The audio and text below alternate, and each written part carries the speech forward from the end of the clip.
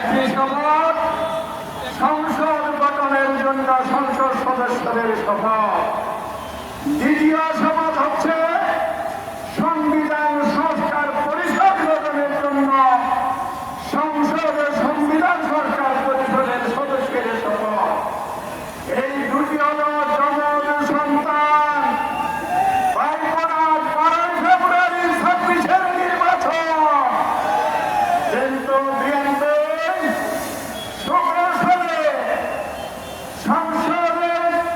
শপথ নিয়েছেন, সাংবিধানিক পরিষদের শপথ নেন নাই। গণঅভ্যুত্থানকে অমান্য করেছেন, অবজ্ঞা করেছেন, জাতিকে অপমান করেছেন।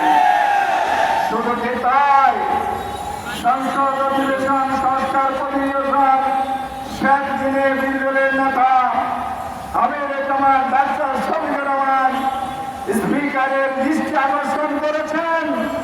আজকে শেষ দিন, কি করবেন বলুন? সমাধান দিতে পারে নাই, সময় কম।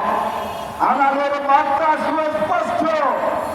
আমিরুজ্জামান শীর্ষ নেতৃবৃন্দ মামুন রায়, আব্দুল কাদের সহ সবাই মিলে যে ঘোষণা দিয়েছিলেন, আমরা বাংলাদেশে ইতিবাচক রাজনীতি করব, সেটার অর্থ হল সরকার যদি সংস্কার করে, জনস্বার্থ কাজ করে, সহযোগিতা দেব। জনস্বার্থের বিরুদ্ধে গেলে রাজপথের প্রতিবাদ, সংসদের প্রতিবাদ হবে।